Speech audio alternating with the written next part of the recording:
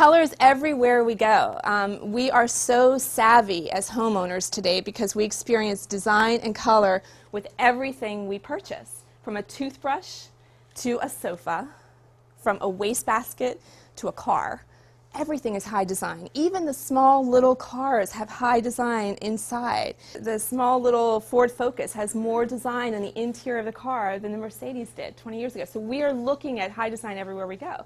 When we walk in, when you see that Walmart took out an 8-page spread in Vogue for the second year in a row, you know you've crossed boundaries. Everybody's experiencing color and design in a whole new way. And the senses, whenever you're thinking of creating an atmosphere in your home, when you walk into a space that gets the color right, you just feel different. You feel better. I just read an article in the New York Times that was in this weekend, and they were talking about red and blue.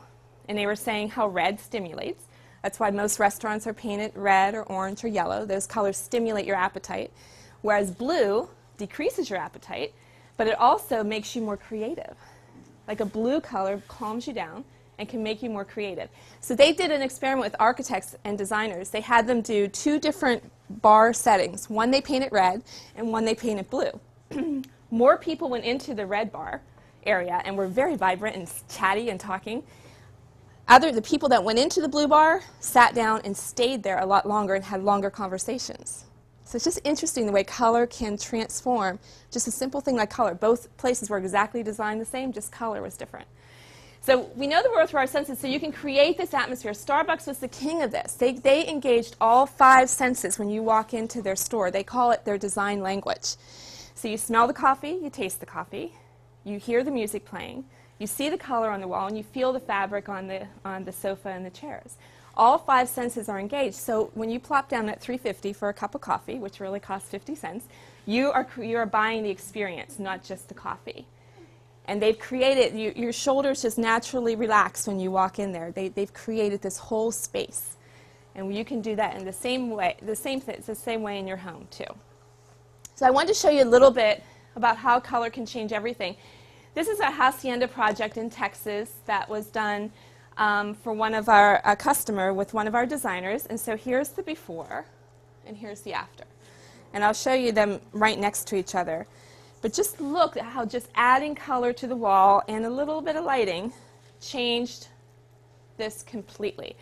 When we look to develop our trends, we look at a lot of research to determine, because you influence trends as much as trends influence you. In order for you to connect to the colors every year, we have to know about you. We have to know about your memories, your experiences right now. We have to know what's going on in the world.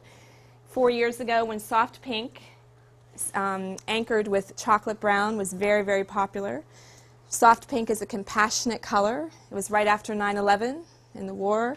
Everyone wanted to feel compassionate. That color everybody gravitated to. That soft pink has now shifted to a much more bold pink.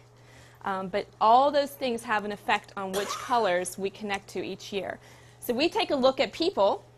This is our whole generation here. And it's always interesting. We always talk about the boomers being big. 76 million baby boomers. And baby boomers are always, because they're redefining the world. They redefined retirement. They did everything in the 60s. We're not going to say everything they did in the 60s, but they just did a lot. But look how big Generation Y is, too. So Generation Y is almost just as big as the boomers. They are big for trends.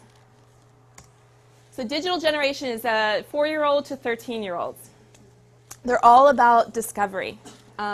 Experience, interactive. They're very intuitive. They can read and look at logos. They can navigate a computer before they can read. Very nonlinear. Generation Y, 14 to 32. They call this generation, that's a big span when you think about it. That's the generation they're calling failure to launch. These are the kids that grew up with Enron, 9/11. A lot of terrible things happened at a key point in their life. So when they're graduating from college, they're not as certain to move out any longer and go get their jobs and start their lives. They'd rather move home for a while, get a little more settled, be a little more secure before they venture out. So they're just a little more fearful than when we graduated. So that's Generation Y. But they're all about color.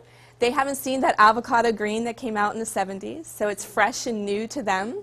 So you mix it up with a couple new colors, and so they become they're all about expressing these brand new colors. And I love the bright greens this year. Gen X, 33 to 43. These are the ones that said, you know, look, I used to be really hip and cool and fun in my 20s before I had a minivan and a mortgage and 2 kids. So now I have a family that I need to support and that I need to work and balance work and life. But they're a very skeptical consumer. They grew up with money, so they want high design, but they don't have a lot of money at this point in their lives. So they're what we call the target generation. Like, they want that high design, but they don't want to pay for it. So we call them the skeptical consumer. Gen X. The boomers. We know all about the boomers. They're very philosophical. They say that you don't reach your philosophical wisdom until you're age 50. They're all about, they're educated, they've been through the workforce, they have a ton of money, they spend a lot more on their second house than they did on their first house. This group is about color as well. They're more willing to try color now, you know, to give it a shot. They're powerful, powerful consumers and about experience. So they'd rather go to Tuscany and learn how to cook than to lay on a beach all day. They want to do something, and they are reinventing retirement. I mean, this group was constantly initiating change. Prime timers. People want to stay in their houses longer, so they're looking for technology and products to keep them in their homes. Appliance makers, kitchen appliance makers are going through entire research, a lot of research that they're working on developing appliances that are lower for the aging population. Again, boomers are forcing this as well. Looking for numbers to be larger, looking for interactive ways for people to use their appliances. If people forget what they're supposed to do, there's some research that was just done by a professor at Carnegie Mellon, where he did people in their 70s that were living by themselves in their homes still, and they were saying, how do you work your oven? Like, how do you work your oven? And they would say, well, and they would forget. Like, they would forget the process. And they said, well, we burn a lot of food.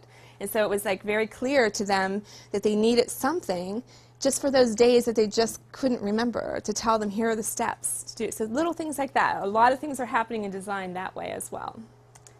All right, so we look at the demographic audience, so we understand where you come from and a little bit about what you're about.